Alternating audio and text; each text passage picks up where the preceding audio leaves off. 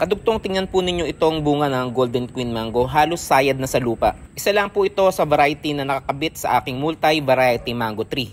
At ito nga po mga kadugtong, ite-trace natin yung sanga nito para makita natin kung saan nanggaling yung graft nito. Doon po sa hindi naniniwala sa technology ng grafting at marketing at doon sa mga halaman na namumunga sa container, sorry po sa inyo, kawalan po ninyo ito. Marami na pong members ng ating group at mga followers ng page na ito na nakagawa na ng ganitong technique. Ang technology po ng grafting ay nagawa na dating back 4,000 years ago. Kaya po doon po sa mga hindi naniniwala, nako pasensya na po, huling-huli na po kayo. 4,000 years behind na po kayo sa technology. Ang grafting techniques po na ginagamit ko dito ay side grafting technique at left grafting technique. Makikita po ninyo ang mga grafting techniques na ito dito sa page na ito at sa aking YouTube channel. Huwag po kayong aalis dahil i-recognize po natin yung ating top engager of the week at saka po yung ating star senders. Marami pong salamat sa mga followers, subscribers. Kung wala po kayo, wala po itong page na ito. Kayo po ang nagbibigay ng inspirasyon sa akin para magpatuloy. Marami pong salamat sa inyo. Doon po sa mga nagtatanong kung meron daw po ba akong available na seedling, kung meron daw available na scions. Opo, meron po, kaya lang po hindi ko po kayo mapagbigyan agad ng sabay-sabay. Marami na po ako nabigyan ng scions at naging successful naman po sila sa kanilang grafting. Sa ngayon po ang priority ko muna ay mabahaginan kayo ng mga grafting techniques. Para po pag po natanggap nyo na yung scions, sigurado po na kaya nyo na itong buhayin. Kaya dun sa hindi pa po nakakatanggap ng mga scions, yung pong nagre-request ng scions, mag-practice muna po kayo na kung ano yung meron kayo dyan sa bakuran ninyo. Yung pong mga nagre-request ng grafting techniques daw po para sa durian, sa rambutan at sa lansones, sa susunod po hanap po ako ng grafting materials ng mga ito doon po sa mga kaibigan natin na taga Mindanao. Nung inumpisahan ko po yung page na ito, talaga pong ang gusto ko lang ay maibahagi sa inyo yung mga grafting techniques. Pero po meron din po kasi na gusto nung mga buhay na seedling. Kaya po yung pong mga may gusto nilang magkaroon ng mga seedling na buhay na, soon po pagka po naitayo ko na yung aking nursery, aanyayahan ko po kayo na pumasyal dito sa aking lugar. Pangarap ko rin po na magkita-kita tayo ng personal at magkakwentuhan tungkol sa paghahalaman. Doon naman po sa marunong na mag-graft at nagre-request po ng scions para makagawa rin sila ng multi-variety tree. Pasensya na po, pero sisikapin ko po na kayo ay magkaroon lahat. At pasensya na po kayo kung masyado nang natatagalan yung iba. Naghihintay lang po tayo ng quality na scions para po pag po ipinadala ko sa inyo yung scions ay quality scions po yung matatanggap ninyo. At ito nga po pala yung ating top star senders: Jerry Sunshine, Pilar Villalarbo, Mel Vlog Tuchada Tezuka, Kaingo, Adela G. Binwag, Nonita Chamberlain, at Rupert B. Toraven. Marami pong salamat sa inyo. At ito naman po yung ating top engager of the week at yung kanila pong mga points.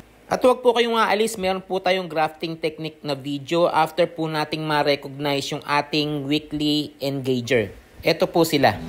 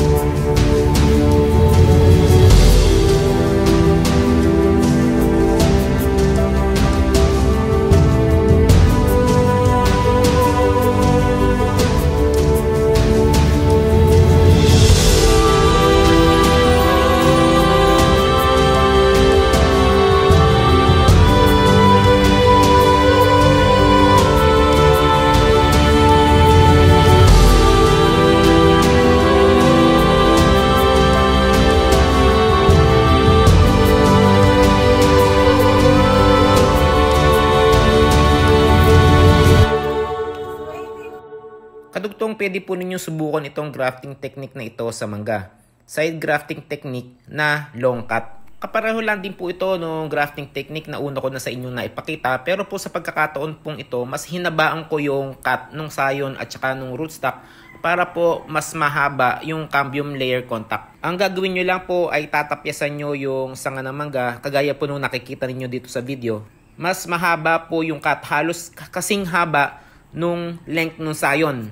Sa grafting po kasi, mas mataas din yung chance na mag-success yung inyong graft kapag ka po mas marami yung cambium layer contact. Meron po nagtatanong kung gaano daw po ba kahaba yung sayon na kailangan. Wala pong required na haba para po sa sayon. Ang importante po sa sayon, yung active bud. Yung nakikita po ninyo yung meron nang nakabukol doon sa buko. Kailangan po buhay yung buko, hindi po nakalubog. Ayan, nakikita po ninyo sa sayon, yung pong kabila, mahaba yung cut, halos kasing haba ng sayon. At meron pong isang maliit na cut doon sa kabila.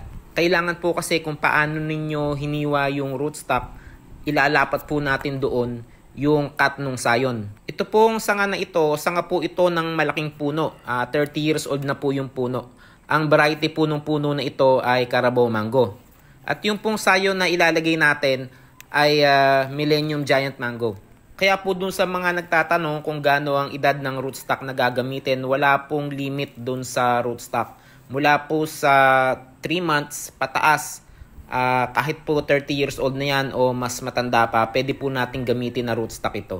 At dun po sa mga nagtatanong kung gaano daw po ba kahaba yung lifespan ng grafted seedling, para po sa akin, magkasing haba lang ang buhay ng seed grown na puno at saka yung grafted na puno. Hanggat buhay po yung rootstock, mananatili pong buhay yung buong puno.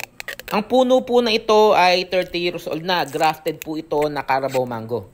At ngayon nga po ay nag-graft pa ako sa sanga nito ng Millennium Giant Mango. So kahit po grafted na ang puno, pwede pa rin po kayong mag-graft doon sa ibabaw ng graft. Gaya nga po ng ginawa ko sa puno na ito. Ito nga po, lahat po ng mga collection ko ng mga variety na mangga ay inilalagay ko sa puno na ito. Kaya po sa mga followers at viewers, pwede po ninyong gayahin to. Pwede po kayong maglagay kahit ng gaano karaming variety sa isang puno. And po, kailangan po lapat yung sayo ninyo dun sa sanga at maganda po ang pagkakabalot ninyo sa grafting tape. Tulad po nung ginawa ko ito, kung di ako nagkakamali, September to, kaya meron pang ulan nung ginawa ko yung graft na to. Sinigurado ko lang na maganda yung pagkakalagay ko ng grafting tape para hindi po ito pasukin ng tubig. At dahil nga po balot na balot ito ng grafting tape, ang ginawa ko na lang po, nung pong nakita ko na lumalabas na yung usbong, tinanggal ko po yung grafting tape doon sa may tapat ng usbong. Sa mga hindi pa po nakakilala sa akin, ako po sa Pinoy Grafter, nag-share po ako ng grafting at marketing techniques para po sa propagation ng mga fruit trees. Naniniwala po ako na mahalaga sa ating food security kung tayo po mismo ang makapag-produce ng sarili nating prutas mula sa ating mga tanim na halaman.